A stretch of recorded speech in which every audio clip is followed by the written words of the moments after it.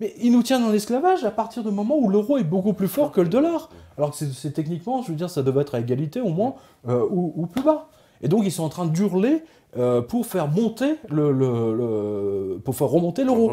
Ils demandent à la CIA et au Pentagone de faire remonter, enfin à la Fed surtout, hein, c'est la Fed qui travaille tout ça, la CIA elle met en œuvre, de faire remonter l'euro. Le problème, c'est qu'aujourd'hui, les Russes, les Chinois, les Brésiliens, ils en ont plus rien à foutre du dollar, ils se torchent le cul avec, hein, ils savent que ça ne vaut plus rien, donc ils sont en train de fabriquer leur propre SWIFT, hein, les Chinois le font, les Brésiliens le font, les Russes le font, ils ont même prévu une banque commune, hein, pour ce qu'on appelle les compensations, parce que la compensation c'est un truc que vous retrouvez dans le livre, hein.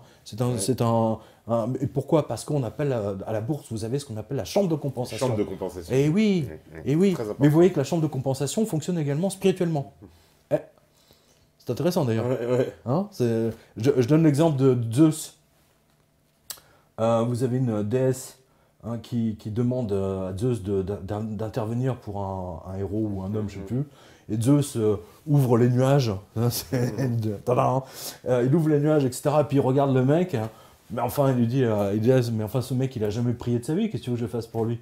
Il a jamais prié. Alors ça veut dire quoi? Ça veut dire que si vous avez jamais prié, vous n'avez pas développé autour de vous une sorte d'énergie dont les anges éventuellement, ou le Christ, ou Mohamed, comme vous voulez, Allah, chacun voit midi à sa porte, comme on dit, mais dont ils peuvent se servir pour vous aider du côté spirituel vers le monde matériel.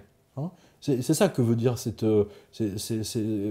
histoire très spécifique, grecque, hein, avec Zeus. Il n'a jamais prié, donc je ne peux rien faire pour lui. C'est très intéressant. Oui. Hein, et vous voyez que Jean, avec tous ses anges, hein, vous donne le futur de l'humanité d'une façon... Il dit qu'il y aura un bain de sang. Oui. De révolte, oui, ça c'est clair. Bain de sang. Un bain de sang, littéralement. Un bain de sang. Voilà. Mais je le dis à tous ceux qui nous regardent, enfin, bon, vous avez lu le livre, vous voyez bien que Jean décrit techniquement une apocalypse monétaire. C'est-à-dire que toute cette histoire de planche à billets, de PQ, va tomber littéralement à la renverse parce que ça repose sur rien, uniquement sur l'escroquerie des Américains. Les Américains sont directement visés par l'apocalypse de Jean. Hein, c'est très important. Et c'est d'autant plus important, et intéressant d'ailleurs, que les Américains, notamment dans ce qu'on appelle la Bible Belt, vous savez, l'Oklahoma, enfin, l'Alabama, où ils sont vraiment tous les samedis, dimanches dans les églises en train de prier, etc., ils sont très accros, très christiques, etc. Et ils ont qu'une seule obsession, c'est l'apocalypse, hein, la fin des temps, etc. Et le président Jimmy Carter, l'ancien président des États-Unis, donc on va dire l'un des... Hein, il avait rebaptisé Air Force One, hein, il avait rebaptisé The Last Days, les derniers jours. Eh oui. Mais non, mais vous ne pouvez pas prendre la politique des États-Unis si vous ne prenez pas une partie spirituelle. Jacques Chirac, dans ses mémoires, raconte qu'un jour il a reçu un coup de fil du père Bush, du fils Bush. Ah oui, avec Gauguin. Oui, on va faire la fin des temps et tout. On va leur mettre sur la gueule aux Arabes. Tadam. Et l'autre, il comprenait rien. Et Chirac, il comprenait rien. Donc il a fait venir un spécialiste des langues eaux. Un spécialiste suisse et tout. Faire décrypter. Oui, il comprenait rien. Expliquez-moi l'histoire de religion, de l'apocalypse. Oui, c'est marrant de voir en même temps qu'un président français n'a jamais entendu parler de l'apocalypse ou n'a jamais lu un texte sacré quand même. C'est un peu triste, je trouve, mais bon, parce que je suis pas étonné. Hein, c'est la laïcité, hein, c'est la fameuse laïcité. Bref, donc vous voyez que tout est lié et que quand vous avez le fil conducteur spirituel de ce texte de Saint Jean, c'est absolument extraordinaire. Le mec a vu 2000 ans d'avance, point. Il a vu la fin d'une ère. Clair, net et précis. Et ce monstre, parce que c'est vrai que en plus, alors, il y a plein de choses, parce que c'est vrai que dans la politique de Saint Jean, il est précisé, on ne pourra ni vendre, ni acheter, ni rien faire sans la marque de la bête. Bien sûr. Or, voilà, vous expliquez bien que si du jour au lendemain, ils veulent couper le système SWIFT qui est dans leurs mains, donc c'est-à-dire ceux qui c'est ce qu'ils ont fait avec les Iraniens. Voilà, c'est ce qu'ils ont fait avec les Iraniens. Le Vatican. Alors le Vatican, c'est une bombe atomique, parce que le Vatican... Ouais. Le Vatican, nous, on n'a pas d'or. On sait pas ce que c'est. Les mecs, ils sont blindés, je vous raconte pas. Ils sont blindés, tu es blindé hein, en or. Hein. C'est du délire total. Hein. Donc le Vatican, ils mettent la pression au Vatican, ils coupent toutes les transactions du Vatican. Du coup... on se retrouve avec la démission de Benoît XVI, ni plus ni moins, quoi. Entre autres, bien sûr, c'est une des clés. Hein. Moi, je l'avais donné un an à l'avance, voilà, je le précise. Hein, oui. Pour tous les trolls. non, je parle pas de cela. Hein, je parle de... Parce qu'il y a pas mal de trolls en disant « Ouais, Jovanovic annonce le fondement du système financier depuis des années. » Mais on est en train de le vivre, là. On est en train de le vivre, à chaque moment qui passe. Hein, les Grecs sont en train de... vous avez vu ce qui est juste avant de venir, les Grecs veulent saisir, écoutez bien, les Grecs veulent saisir, donc Tsipras, hein, veulent saisir toutes les maisons de vacances des Allemands en Grèce. Ça vient de tomber, là. Oui. Ouais. Alors, c'est des menaces, hein, c'est des menaces. Mais ça montre bien que, putain, il y a un putain de problème, quoi. Hein, que d'un côté, les mecs, ils repartent en slip, et puis de l'autre côté, une fois qu'ils sont en Grèce, je veux dire, ils sont obligés d'inventer des nouvelles pour rassurer les Grecs eux-mêmes, parce que sinon, les mecs, Syriza, ils vont repartir la queue entre les jambes. Hein. Parce qu'au bout de... ils ont déjà un petit peu plié, là, déjà. Ils ont plus que plié, hein. Ils se sont couchés, déjà, devant l'Union Européenne. On leur a donné un délai couché, là, vous êtes gentil, hein. Ah ouais, d'accord.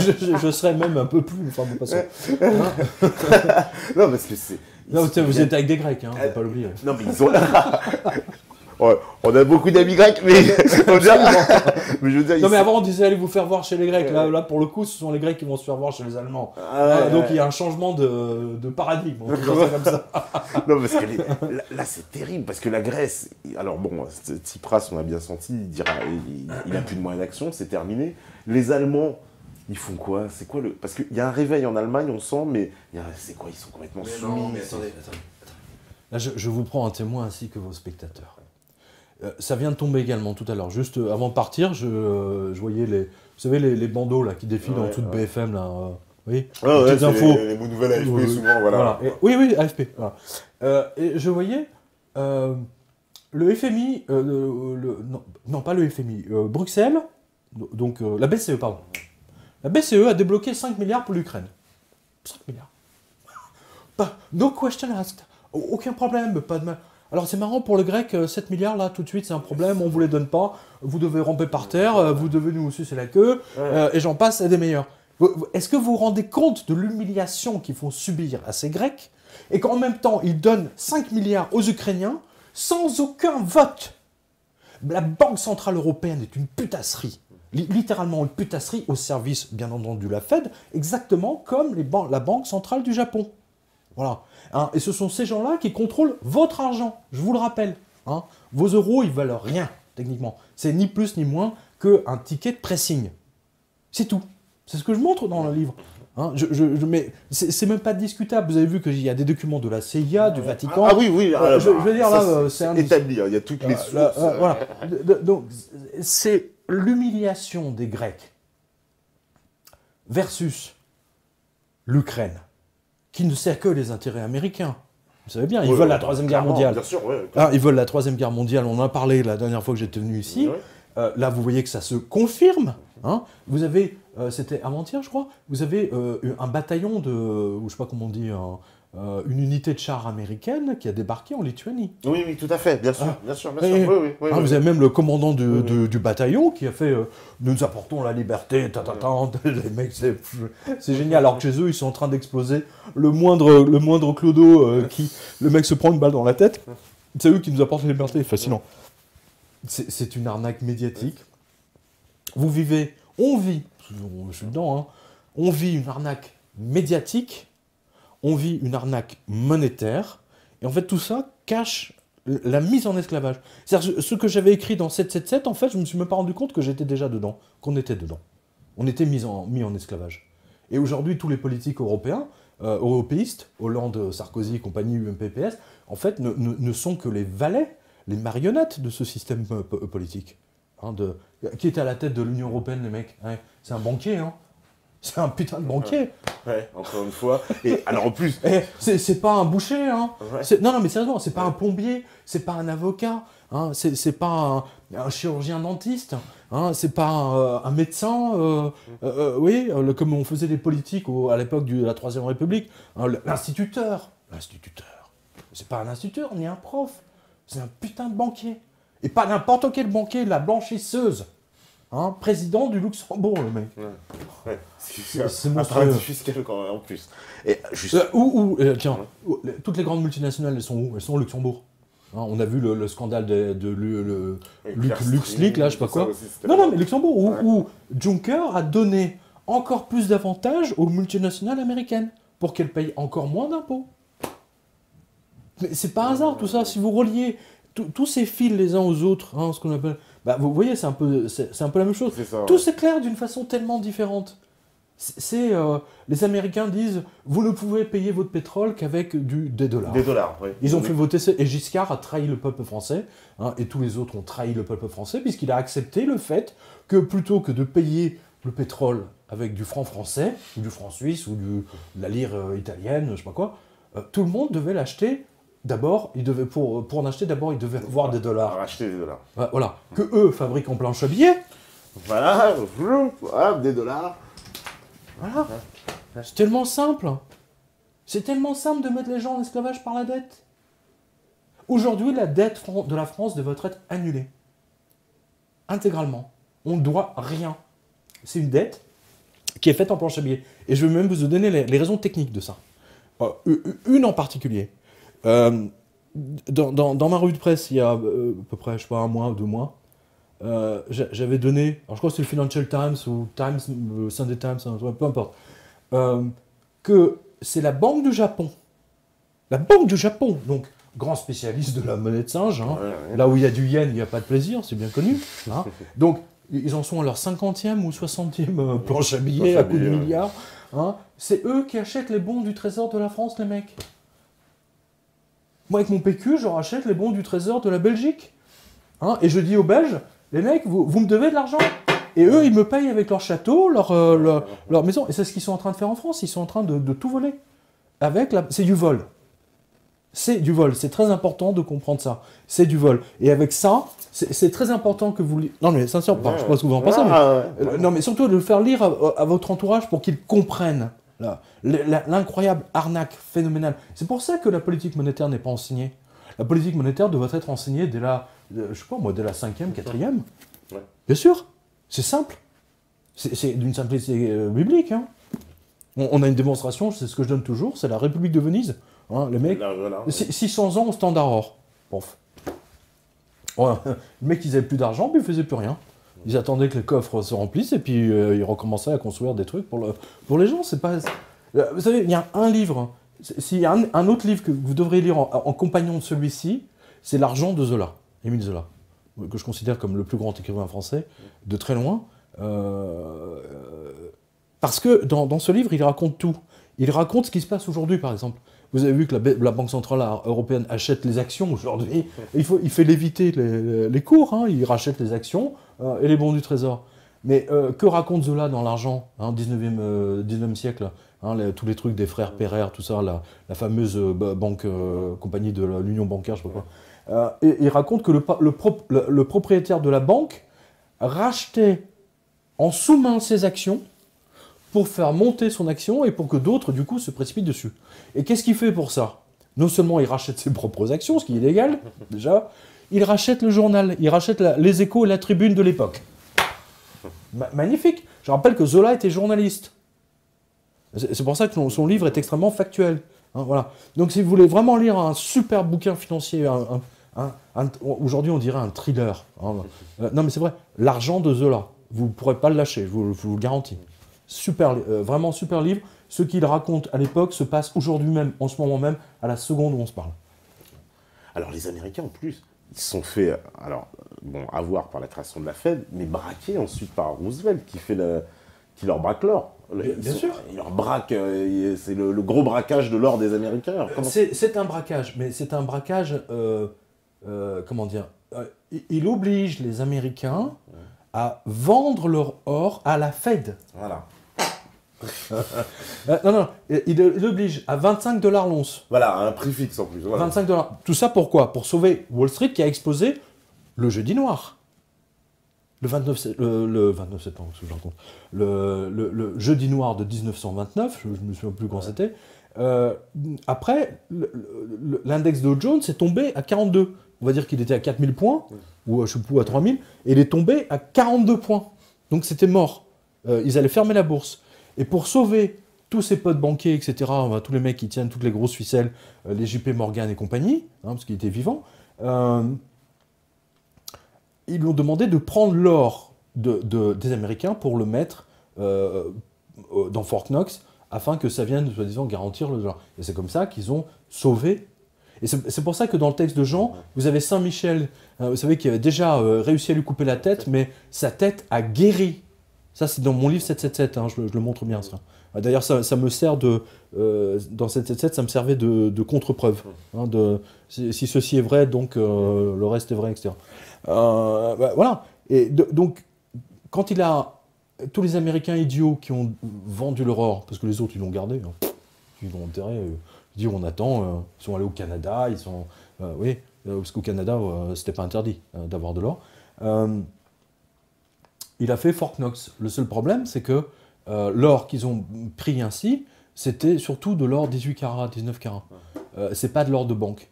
Et c'est là où ils ont essayé d'arnaquer les Allemands en leur refilant, des lingots à la pralinée, les mecs. C'est génial.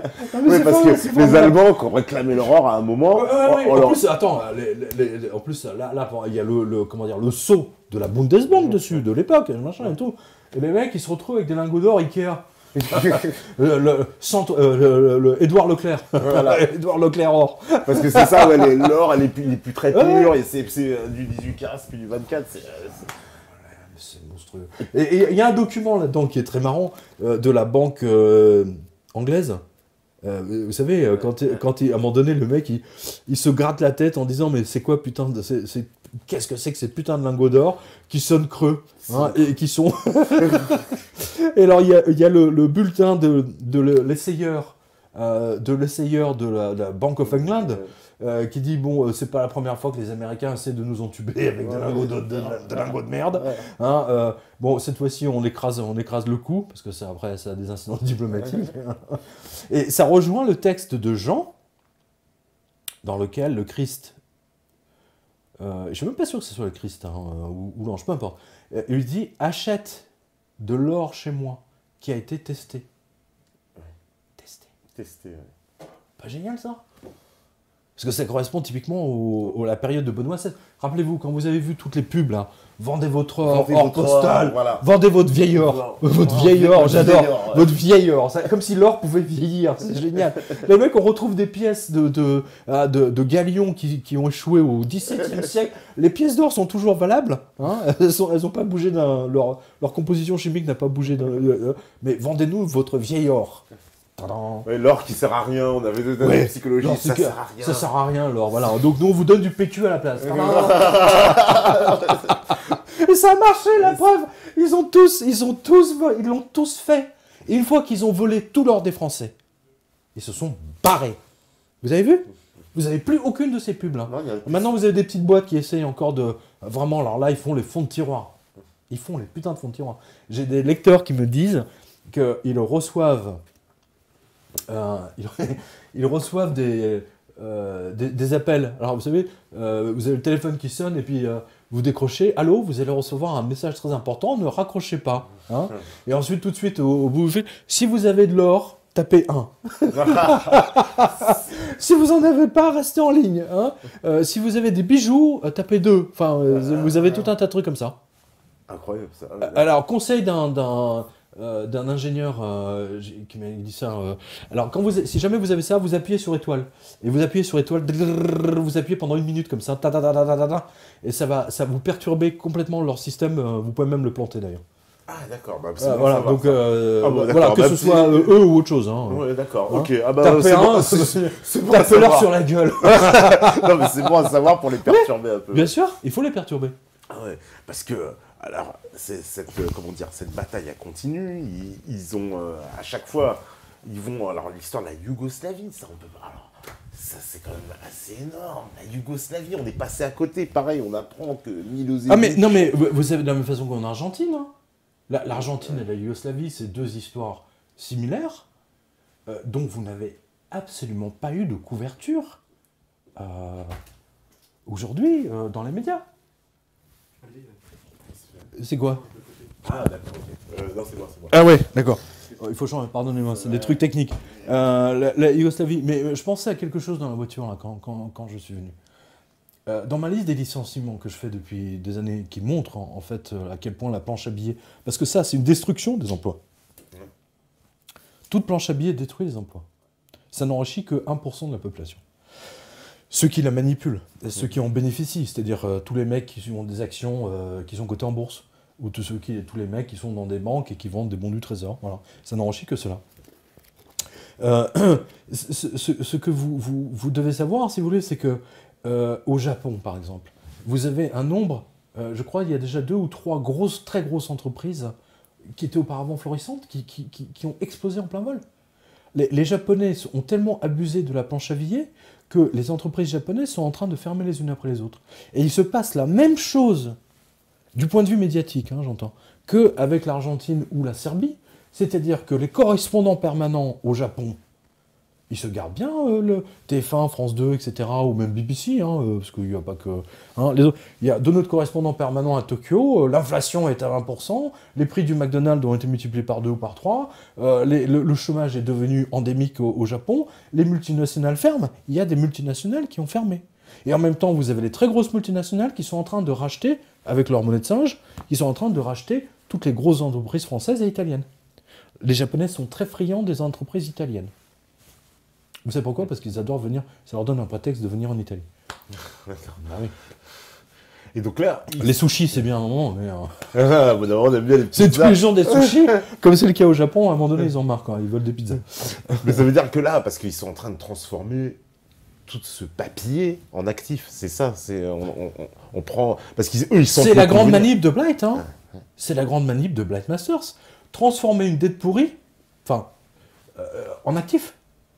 Mais ça, c'est la mise en application d'une formule mathématique, que je montre d'ailleurs dans Blight Masters, d'un mec qui s'appelait Joel Stern, hein, étoile. Retenez bien ce nom. Joel Stern, qui travaillait à l'époque pour la Citibank, avant qu'elle soit rachetée, ou Chase, avant qu'elle soit rachetée par JP Morgan.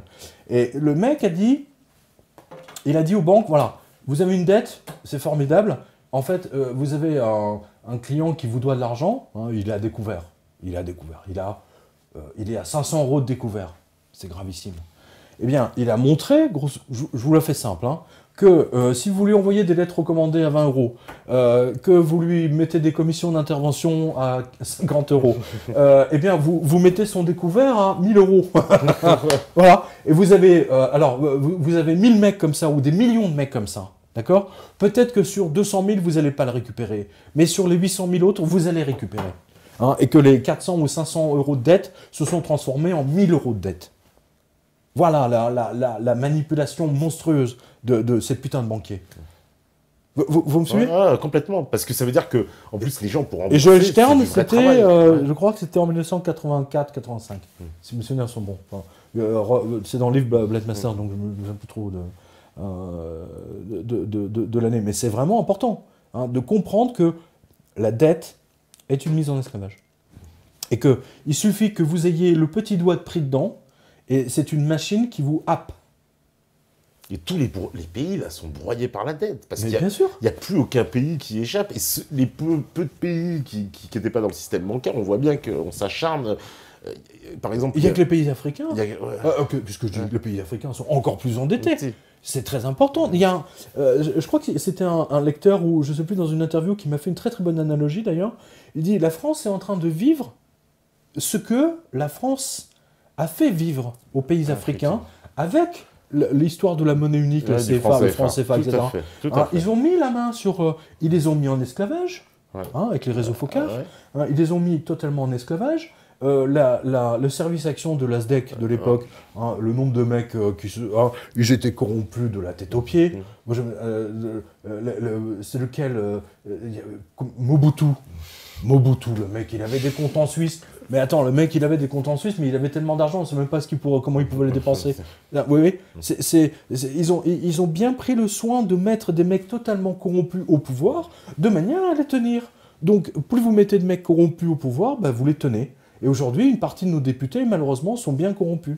Oui, il y a 30% des députés, en gros, des députés européens... Il y a un type de la DGSE qui s'exprime dans le livre, mais vous avez encore un truc encore plus intéressant, c'est les trucs de Charles Guerre, parce que Charles m'a aidé, parce que là, pour le coup, j'avais pas le temps mais comme lui, c'est son métier.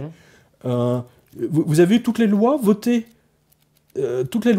pour empêcher les Français d'acheter de l'or. Ah oui. Hein Vous avez vu ça? Alors, empêcher, les numismates ne peuvent plus échanger, etc. On a mis plein de restrictions, en fait, à tout ce qui concerne l'or. Mais c'est pas par hasard.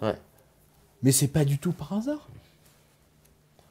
Paradoxalement, c'est ce que je dis dans le livre, vous avez vu aucune loi votée pour empêcher la BNP, la Société Générale, de vous vendre du Madoff. Parce qu'ils ont vendu du Madoff. Ils ont tous mouillé dans l'affaire Madoff. L'affaire Madoff a explosé. Aucun député n'est arrivé à l'Assemblée nationale en disant « Nous devons voter une loi pour empêcher les banques de vendre des produits pourris. » Rien, nada. Or, si je me permettre, or Nika, voilà, c'est quelque part ici. Voilà.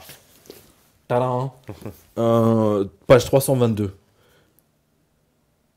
Voilà, c'est toutes les lois, regardez bien. De ici jusqu'à là. Et encore, j'étais obligé de le mettre en Arial 2, parce que sinon ça faisait des pages et des pages. C'est toutes les lois techniques, alors, que ce soit ministère des Finances, les douanes, une loi générale, etc., de police, municipale, peu importe. C'est des lois qui ont toutes été discrètement poussées pour empêcher les gens, les Français, d'acheter de l'or. Le plus important, la plus vicieuse de toutes, c'est empêcher les gens de vendre des pièces sur eBay, par exemple, et surtout d'empêcher les vendeurs d'or d'envoyer leurs pièces par la poste. Je pense notamment au texte technique de la poste, qui tout à coup, en 2010 ou 2011, décide, alors qu'elle l'a fait pendant 50 ans, on ne peut plus... d'un seul coup non, monsieur, une enveloppe avec une pièce d'or, même en lettre commandée, même avec une assurance, non, on ne peut pas la transporter, c'est fini. Voilà. Donc c'est là. Voilà, ici on a hors investissement, voilà, SexDC, AE, CGI, alors c'est 99. Alors livre de police, voilà, tout a commencé en 2008, décembre 2008. Très important ça. Décembre 2008. Tout a commencé en décembre 2008. Ensuite vous avez juin 2010, mars 2014, mai 2012, novembre 2012, mars 2007. Mars 2007, c'est quand Bear Stearns explose. Pourquoi Bear Stearns? Parce que Bear Stearns était la banque qui manipulait le cours de l'or et le cours de l'argent pour le compte de la Fed. Elle a explosé, pouf. Et la Fed a obligé la JP Morgan à acheter Bear Stearns. Qui était le patron des matières premières chez JP Morgan? C'est Black Masters. Donc elle en a hérité. Et donc elle a été obligée de continuer à manipuler le prix de l'or et de l'argent. Mais vous voyez que la loi technique, elle est passée mars 2007. Au moment où Bear Stearns a explosé. Le diable est dans les détails. C'est Black qui dit ça. Voilà. Déclaration de soupçon. Écoutez bien, non mais c'est génial. Déclaration de soupçon applicable aux métaux précieux. Mars 2014. Taxe forfaitaire. Taxe. Vous vous souvenez de ça? Taxe. Alors bon, on n'a pas la date de celui-là. Depuis 2005, alors CGI, je ne sais pas combien encore des taxes. 19 décembre 2013. Proposition Assemblée nationale, alors je ne sais plus laquelle c'est, 2012. Juillet 2013. Vous voyez, janvier 2012, début janvier, il n'y a personne. Juillet, ils sont en vacances. Un autre projet, 12% de taxes, octobre 2013. Taxe sur le plus-value. taxe. Le mec, il finit sa poêle. Voilà. Loi numéro, je sais pas quoi. Enfin bref, envoi postaux, voilà. C'est celui-là que j'ai cherché. Décret 2013, mai 2013. Mai 2013. C'est là, vous voyez, c'est pour empêcher la vente de l'or. C'est une loi, le diable est dans les détails. Et si je devais résumer tout ce livre à une seule ligne, ce serait ça. Envoi postaux, décret numéro 2013-417 de mai 2013. Alors attendez, c'est la 159, c'est Légifrance, enfin bon, vous avez tous les détails, etc. Ensuite, vous avez une loi consommation, article 121, blabla, mars 2014. Décret limitant et encadrant le transport de l'or dans l'Union européenne. D'un seul coup, les mecs, ils arrivent et disent, tiens, on peut plus transporter de l'or. Vous pouvez transporter de la cocaïne, de la drogue, autant que vous voulez. Mais alors, de l'or, non. Avril 2014. Et c'est ce que me dit justement notre lecteur douanier. En revanche, il n'existe aucune limite à l'or que vous pouvez emporter aux États-Unis ou bien aux îles Caïmans. Voilà. Juste entre Paris et Bruxelles ou entre Madrid et Rome. Voilà. Oui. C'est ça, il nous dépouille. Il nous dépouille. Il n'y a pas d'autre mot. Avec la planche à billets, vous pouvez dépouiller le monde entier. C'est ce qu'ils ont fait. Mais vous avez vu la loi de compensation dans ce livre. Hein. Toute personne qui vole de l'or est volée à son tour. Oui, alors ça finit toujours mal. C'est intéressant. Alors ça, c'est super intéressant. C'est le côté spirituel. Ouais. Tous ceux qui ont volé de l'or, ça finit toujours mal. Et ils finissent par être volés. Ouais, la France a volé l'or de l'Afrique, du Maroc aussi, de Tunisie. Il faut peut-être le rappeler. Madagascar, enfin bon, ils les ont quand même pas... ils n'ont pas laissé tout l'or dans les banques centrales de voilà. Eh bien, nous, on vit la même chose. Sarkozy, la France a été volée par le biais de M. Sarkozy, mais c'est un retour de balancier. C'est très, très, très intéressant. Ça, c'est le côté spirituel de la chose. Il y a deux comment dire... C'est marrant parce que moi-même, ça m'avait vachement surpris. Et j'aimais bien, vous savez, c'est comme une rivière qui coule dans ma tête. Et en fait, là, j'avais deux rivières qui coulaient. D'une part, tout le côté spirituel sur l'or, parce qu'on commence avec Saint-Pierre au début. Voilà. Et l'autre, tout le côté très pratique, très factuel, très bancaire, très fait de lois, décrets, applications, règlements bancaires, compensation, chambre de compensation, etc. Et les deux s'entremêlaient. Et n'oubliez pas, l'or à la base, c'est quelque chose de divin. L'or à la base, c'était des oboles qu'on offrait aux dieux. Pendant très longtemps, l'or ne pouvait pas être... les gens normaux ne pouvaient... Seuls, que les dieux y avaient droit. D'ailleurs, on frappait les dieux sur les monnaies, sur les pièces, Mais bien sûr. Préciser. Mais évidemment. Ouais. Les dieux étaient sur les pièces et même les billets pendant très longtemps. Pendant très très longtemps. Ils ont commencé à disparaître, regardez bien, ils ont commencé à disparaître techniquement au moment où tous les pays se sont déconnectés de l'or. Là, d'un seul coup, il y a une sorte une corrélation. Parce que on le voit dans le livre. Parce que la France, pour ce qui est du cas de la France, on se déconnecte de l'or à la Première Guerre mondiale, c'est ça. Au moment de la Première Guerre mondiale, on décide, c'est l'activité la plus criminelle. Voilà. La France, avant, vous aviez, par exemple, je sais pas, François Ier, Marignan 1515, tout le monde connaît ça, tout le monde a retenu. Marignan 1515. Vous aviez d'un côté les mercenaires suisses, de l'autre côté les soldats. Les mecs, ils se mettent sur la gueule, ça dure 8 heures ou ça dure 3 jours ou 4 jours. Là, ils mettent une semaine. Une bataille napoléonienne, c'est peut-être 8 jours, 10 jours, maximum. En général, les batailles militaires comme ça, ou même Rome, c'est en fonction du nombre de caisses d'or que vous transportez et de la manière dont vous payez vos soldats.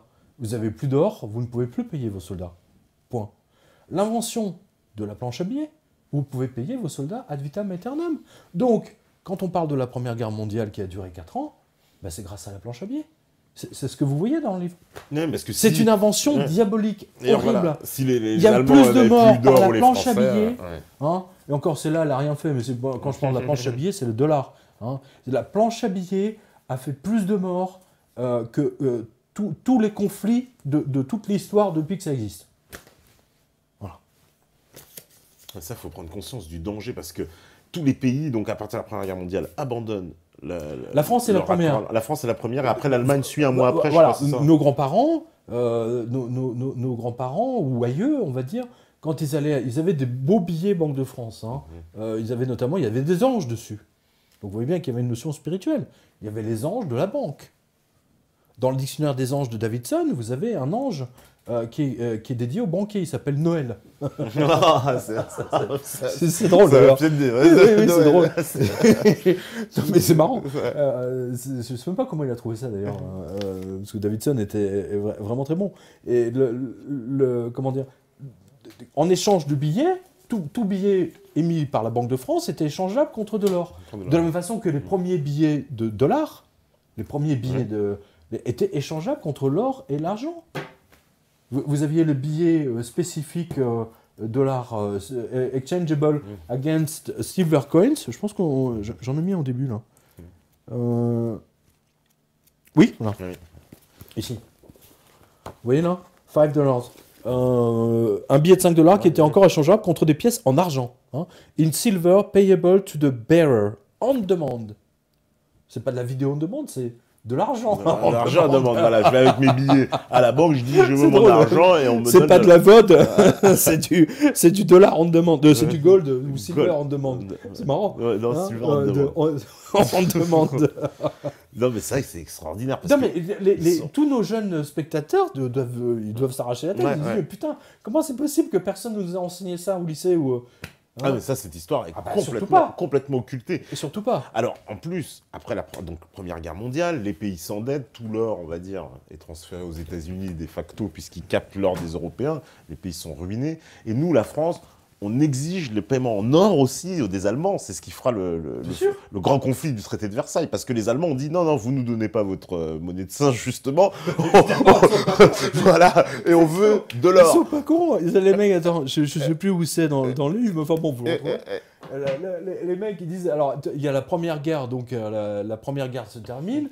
Ils sont dans le fameux wagon dans la forêt de Compiègne. Hein, tu vois, il y a encore le fameux wagon. Hein, où l'armée allemande, le général, ils ont capitulé. Et donc la France demande, je ne sais plus quel est le montant, je ne me souviens plus, mais ils demandent genre 2 milliards en pièces d'or. Ouais. Alors, ils ne demandent pas de la monnaie de singe, hein, ils ne demandent pas de la planche à billets, du PQ, de la CIMA. Ils veulent du... Et il est précisé dans le traité de Versailles que s'ils n'ont pas de l'or, ils doivent payer en charbon. Et d'ailleurs, à un moment donné, comme les Allemands ne payent pas, parce qu'ils ne pouvaient pas, ils pouvaient pas, la France et les Belges... Et les Belges aussi, oui. Hein, et les Belges ont envahi la Ruhr, voilà. Entre autres, et ils ont saisi toutes les mines de charbon. Mais ça ne servait à rien, parce que les Allemands ont refusé de travailler. Donc voilà. Du coup... donc c'est quelque chose qui ne peut pas fonctionner. C'était un coup d'épée dans l'eau. Donc on voit bien que la monnaie a une limite, puisque soit quand les gens perdent confiance dans la monnaie papier, ou quand les gens refusent de travailler, font de la résistance passive. Les deux mélangés, ça a donné des choses extraordinaires. Weimar. Voilà. Alors Weimar aussi, l'hyperinflation allemande qui est toujours montrée comme l'exemple absolu, mais on apprend que la Hongrie, elle aussi, a connu une inflation bien plus grande encore que Weimar. C'est l'histoire absolument, les mecs. Là, il y avait tellement de zéros après que... Mais même en Yougoslavie, hein.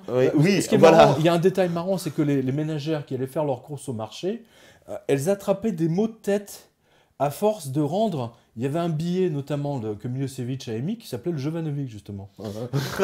Et c'est vrai, et c'était un billet de 500 milliards de dinars.